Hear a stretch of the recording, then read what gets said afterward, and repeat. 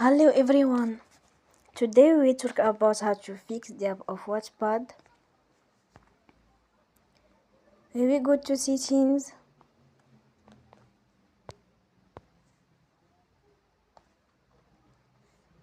Then we click on apps. After that we will search the app Wattpad. And we click. Then we will on for stop. After that we will go to storage.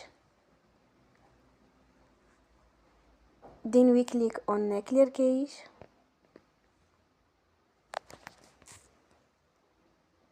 You will go to Play Store and you will update your app.